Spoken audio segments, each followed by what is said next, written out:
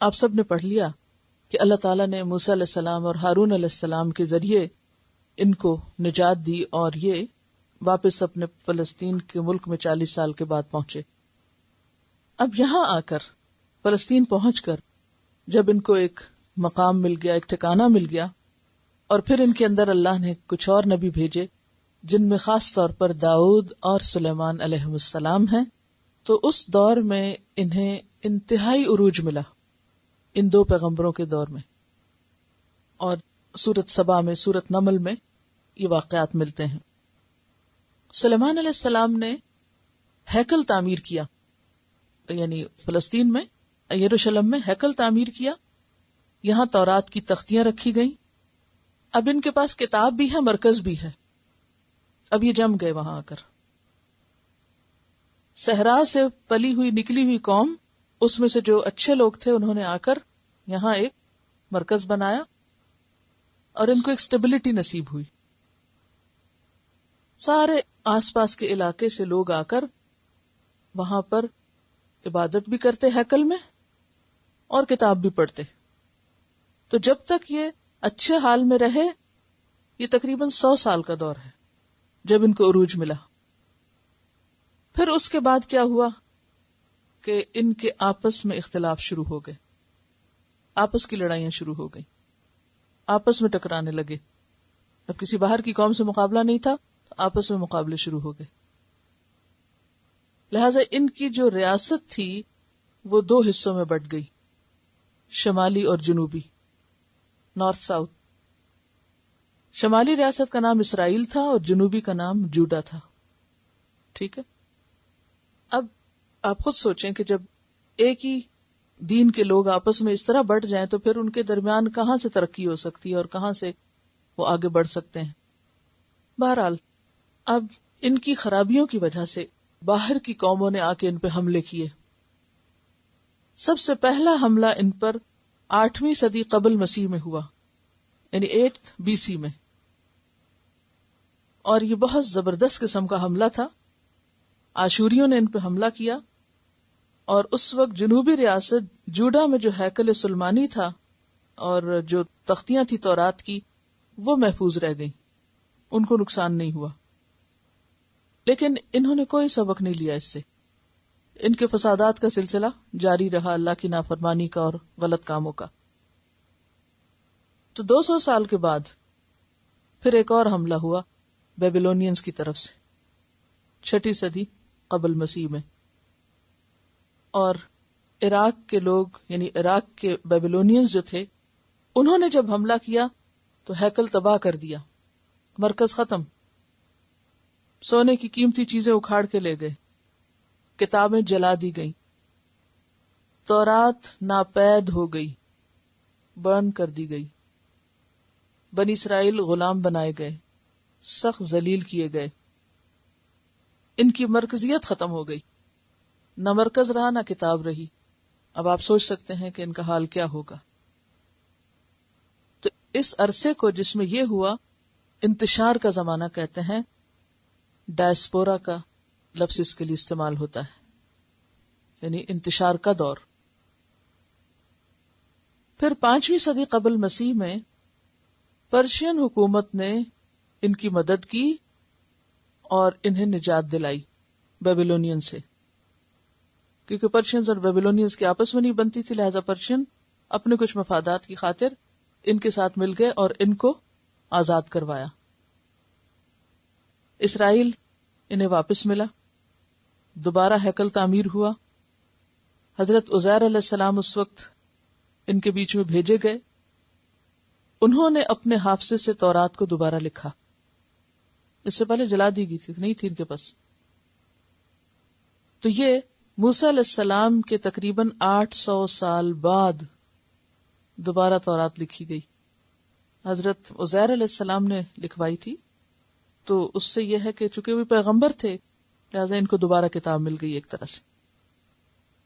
اور پھر یہ ہے کہ ان کے علماء کے اندر بگاڑ جو تھا وہ ختم نہیں ہوا. دین میں طرح طرح کی بدعات انہوں نے جاری کر لی اور انہوں نے جگہ جگہ سینیگاگ بنانے شروع کیے. جہاں بھی 10 بالغ یہودی اکٹھے ہوتے، تورات کا نسخہ ہوتا، وہیں سینگاگ تعمیر کر لیتے. بہت سینگاگ ہو گئے، جیسے مسلمانوں کے ہاں بہت سی مسجدیں. اگر ان کو صحیح معنوں میں استعمال کیا جائے، آپ خود سوچیے کہ اگر نماز کے وقت میں سب مسلمان اپنے اپنے گھروں سے نکلنا شروع کر دیں تو آپ خود سوچیں کتنے لوگوں کے نوٹس میں آئے کہ یہ مغرب ہوئی، سورج غروب ہوا اور یہ سارے گھروں سے نکل آئے اور یہ خاص جگہ کی طرف جا رہے ہیں. کیا پھر بھی کسی تبلیغ کی ضرورت ہوگی؟ صرف گھروں سے نکل کر ایک خاص مخصوص علیے میں مسجد تک جانا اور واپس آنا سب کے نوٹس میں لائے گا. لیکن مسجدیں تو بہت بنا لی، برسوں میں نمازی بن نہ سکے. بہرحال اب کیا ہوا کہ انہوں نے کیا طریقہ اختیار کیا؟ جہاں بھی 10 بالغ یہودی ایڈلٹس ہوں گے وہاں سینگاگ تعمیر ہوگا اور وہاں تورات ہوگی. لیکن اس کے ساتھ ساتھ تورات ایک متبرک کتاب کے طور پر تو رہ گئی، اسے سمجھتا کوئی نہیں تھا. جہالت کا یہ عالم ہو گیا کہ ان کے اندر سے آخرت کا جو تصور تھا وہ بالکل ہی ختم ہو کے رہ گیا کہ مرنا بھی ہے اور جا کے کوئی حساب کتاب بھی ہونا، بالکل بھول گئے. آج ہمارا حال کیا ہے؟ قرآن نہ پڑھنے کی وجہ سے کوئی آخرت کا خوف نہیں. اس کے بعد 4 صدی قبل مسیح سکندر اعظم کا زمانہ ہے. جب اس نے دنیا کو فتح کیا تو فلسطین کو بھی کر لیا، پھر ان کو ذلیل کیا گیا اور فلسطین رومن امپائر کا حصہ بن گیا. ان کی مذہبی آزادی ختم. اب سینگاگ بے شک تھے لیکن عبادت کی اجازت ہی نہیں. ان کے اوپر رومیوں کی حکومت تھی اور سارا انہی کا حکم چلتا تھا. اور ان کو ایک احساس بہت تھا، جتنی بھی ذلت ہوئی کہ ہم چوزن پیپل ہیں، لہٰذا یہ جہاں جاتے ہیں ان کے خلاف سازشیں شروع کر دیتے. چونکہ وہ اندر ایک تکبر تھا نا، ایک فخر تھا، ہم پیغمبروں کی اولاد ہیں، ہم بڑوں کی اولاد ہیں، ہم اللہ کے بیٹے ہیں، ہم اس کے بہت پیارے ہیں. یہ خیال نہیں ان کے دل سے جاتا تھا. آج ہمارا کیا حال ہے؟ ہم کیا کہتے ہیں؟ ہم حضور صلی اللہ علیہ وسلم کی امت میں سے ہیں اور اس بات پر ہی ناز کرتے رہتے ہیں اور کوئی کام نہیں کر کے دیتے. یعنی اس بات پر کتنا فخر ہے ہم سب کو، اور صرف فخر ہے، آپ کی اتباع پیروی اس کی طرف کوئی توجہ نہیں. بہرحال اب یہ ہے کہ ان کو اپنے نسل پر، اپنے بڑوں پر بہت ایک طرح سے فخر تھا اور غرور تھا، اور اسی وجہ سے انہوں نے جو بھی کوئی حکومت ہوتی ہے، جو بھی کوئی قوم ہوتی ہے، اس کے خلاف سازش شروع کر دیتے. تو رومیوں کے خلاف انہوں نے سازشیں شروع کر دی. اب پہلی صدی عیسوی میں 70 AD، پہلے کیا تھا؟ BC، اب ہے 70 AD. اس میں رومیوں نے فیصلہ کیا کہ ان سب کو ختم کر دیا جائے. ان کی شرارتوں کی وجہ سے ان کو مٹا دیا جائے، کیونکہ یہ مسائل پیدا کرتے ہیں. تو اس پر انہیں بہت کچلا گیا، بہت. ان کے ٹیمپل گرا دیے گئے اور ان کو طرح طرح سے سزائیں دی گئیں کہ یہ ادھر ادھر دنیا بھر میں بھاگ گئے. یہی وہ موقع ہے جب ان کے کچھ قبائل عرب میں بھی آ کے بسے. بنو نذیر، بنو قینقاع اور بنو قریظہ مدینہ میں آ کے بس گئے، اور خیبر میں بھی کچھ لوگ آ کے آباد ہوئے. یعنی ایک طرح سے تتر بتر ہو گئے. اس کے بعد کیا ہوا کہ کچھ یہود چھپ چھپا کے فلسطین میں بھی رہ گئے. وہاں انہوں نے پھر سر اٹھایا، کوئی اپنی جمعیت کو پھر منظم کیا. اب کیا ہوتا ہے کہ 135 AD میں دوبارہ ان پہ حملہ ہوا اور ان کو مکمل طور پر فلسطین سے نکال دیا گیا، پورے کا پورا. پھر اسی طرح تیسری اور چوتھی صدی جو تھی اس میں بھی ان پر بہت سختیاں ہوئیں. 7ویں اور 8ویں صدی میں نبی صلی اللہ علیہ وسلم جب دنیا میں تشریف لائے تو آپ کو معلوم ہے مدینہ میں انہوں نے کیا کچھ کیا. کچھ پڑھا ہے آپ نے مدینہ میں ان کی ہسٹری کے بارے میں؟ نبی صلی اللہ علیہ وسلم کے ساتھ انہوں نے کیا معاملہ کیا تھا؟ لوگوں کو ان سے توقع تھی کہ یہ انہیں بتائیں گے کہ آپ واقعی اللہ کے نبی ہیں یا نہیں، لیکن انہوں نے سب سے پہلے آپ کا انکار کیا. وَلَا تَكُونُوا أَوَّلَ كَافِرٍ بِهِ، پہلے تو انہوں نے آپ کا انکار کر دیا. پھر طرح طرح کی چالیں چلتے تھے. دن کے ایک حصے میں مسلمان ہو جاتے، پھر واپس پلٹ جاتے اور کہتے کہ اس دین میں تو کچھ نہیں، دیکھ لیا ہم نے. پھر مختلف طریقوں سے آپ کو ستاتے. اس کی تفصیلات آگے آپ قرآن میں بھی پڑھیں گے اور انشاءاللہ سیپریٹلی بھی دیکھیں گے. تو اس میں آپ دیکھیے کہ آپ صلی اللہ علیہ وسلم نے ان کی شرارتوں کی وجہ سے ان کو مدینہ سے نکالا.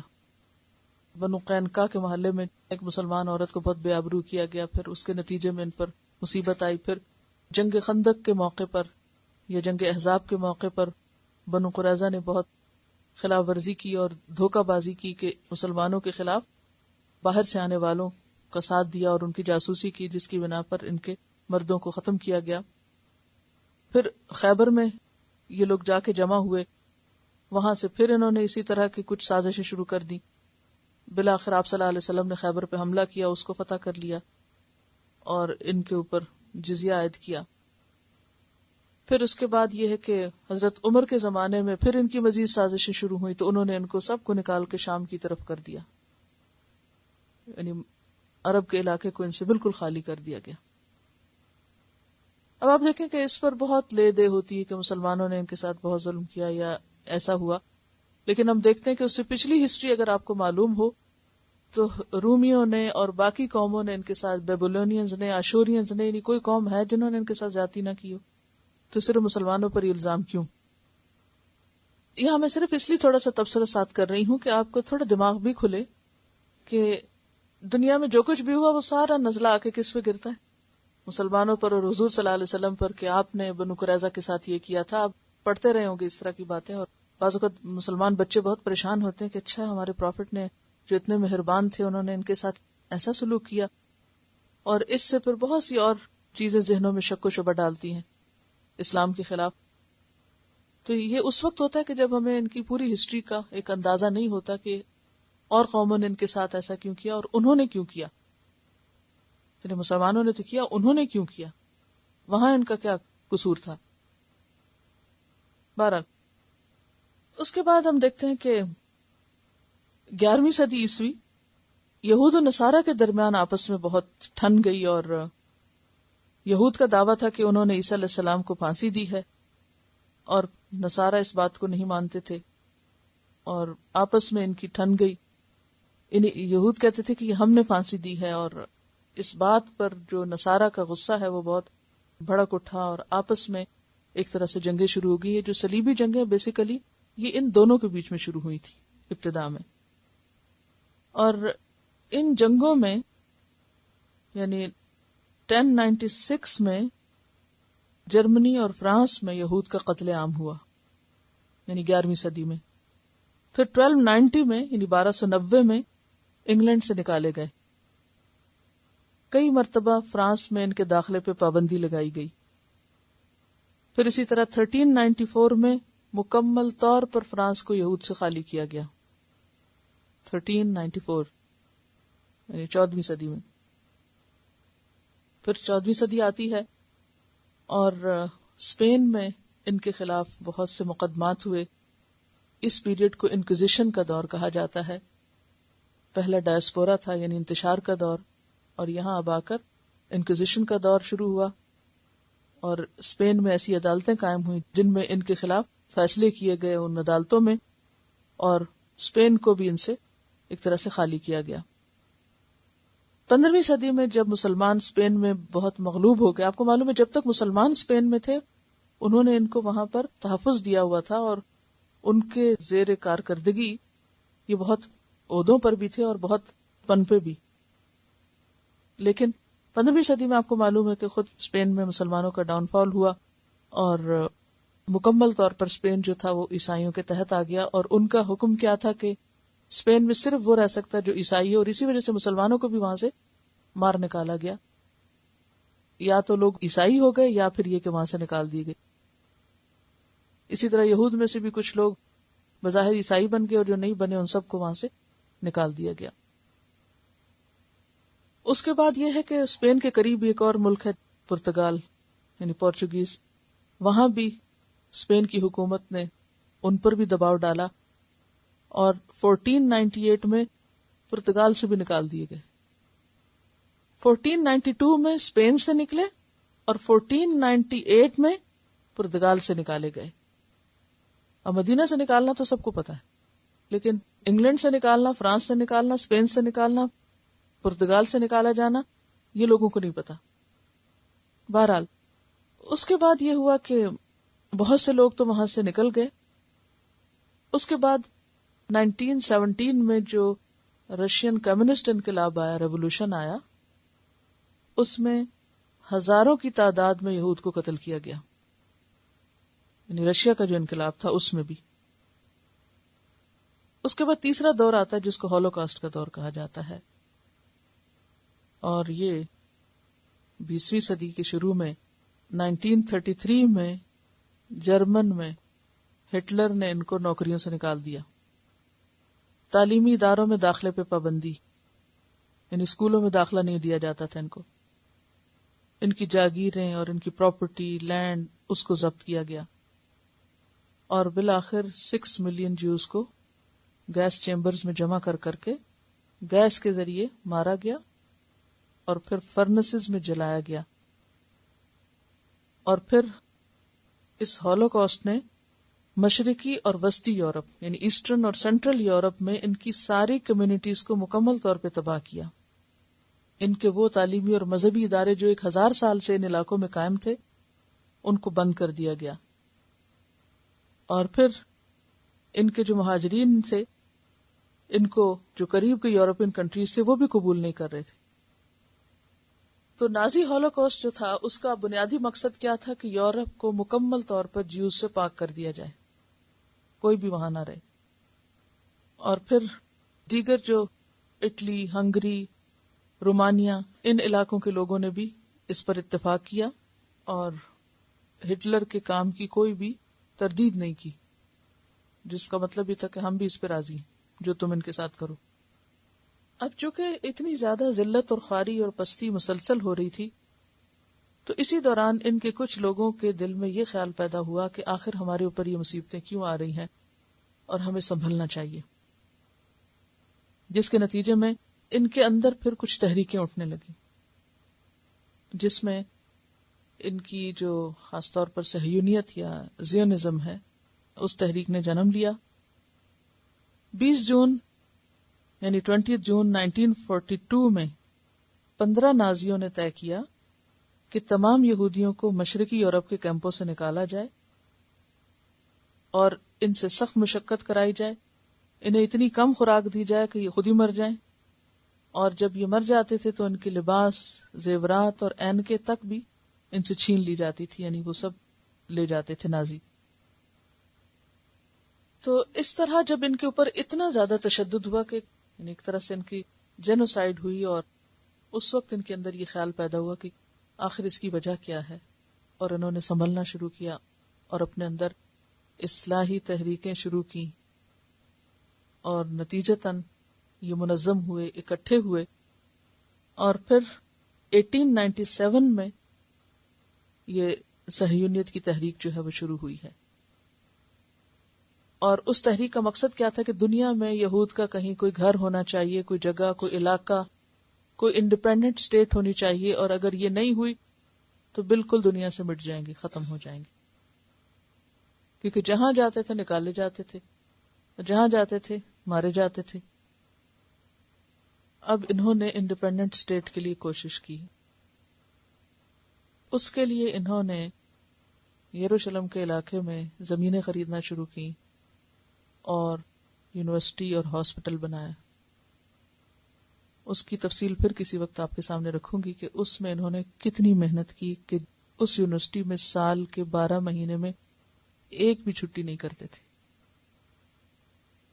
اتنا زیادہ انہوں نے پڑھنا اور کام کرنا شروع کیا، اور اسرائیل کی ریاست سے پہلے انہوں نے پوری تیاری کی علمی اعتبار سے. اور پھر 1901 میں سلطنت عثمانیہ کے جو بادشاہ تھے عبد الحمید، ان سے یہ ریکویسٹ کی گئی کہ ان کو فلسطین میں جگہ دی جائے، لیکن انہوں نے انکار کر دیا. 1941 میں جو فرسٹ ورلڈ وار ہوئی ہے اس میں یہود نے انگلینڈ اور فرانس کا ساتھ دیا. اس کے بدلے انہوں نے پھر ان سے یہ ریکویسٹ کی کہ ہمیں کوئی جگہ دی جائے.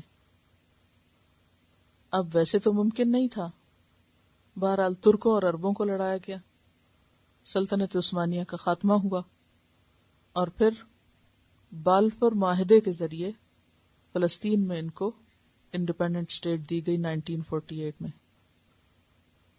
اور اس کے بعد سے ان کی ترقی ہوئی، یعنی ترقی ایک طرح سے یہ وہ کام شروع ہوا، اور اب جو کچھ ہے اس وقت وہ آپ کے سامنے ہے، اس پہ تبصرے کی کوئی ضرورت نہیں ہے۔ اور اس میں آپ دیکھیں کہ 1948 میں اقوام متحدہ میں UNO میں ایک باقاعدہ قرارداد پیش ہوئی تھی، اور اس میں ان کے لیے الگ ملک کا قیام عمل میں آیا۔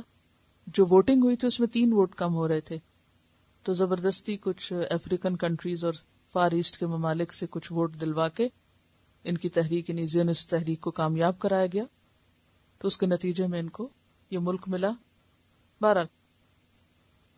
لیکن قرآن میں یہ بھی کہا گیا ہے، سورۃ آل عمران آیت 112، ضربت علیہم الذلۃ اینما ثقفوا، ان پر ذلت چسپاں کر دی گئی جہاں بھی پائے گئے، جدھر بھی گئے، جہاں بھی ہوئے، الا بحبل من اللہ، مگر اللہ کی رسی کے ساتھ، یعنی اللہ سے اپنا تعلق درست کریں، وحبل من الناس، اور لوگوں کے ساتھ اپنی ٹائز مضبوط کریں۔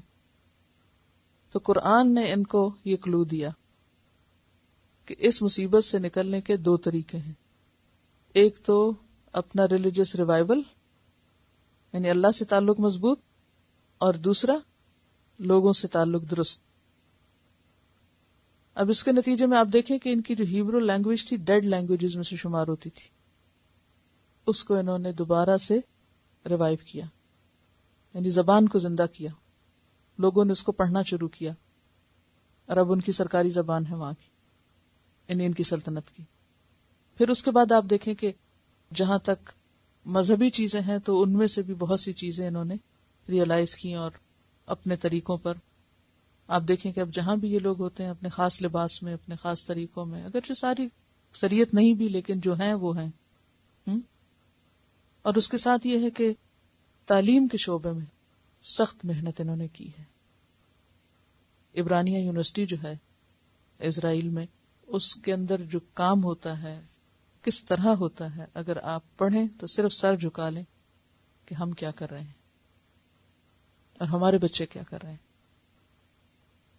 اس وقت کسی کے خلاف کوئی تعصب پیدا کرنا مقصود نہیں، لیکن ہسٹوریکل فیکٹس کو سامنے لانا بھی ضروری ہے تاکہ آپ کا ذہن کھلے۔ اب آپ اس کی روشنی میں پھر ایک دفعہ ان آیات کو سنیے، اور پھر اگر آپ کے ذہن میں کوئی چیز ہے تو بات کیجیے۔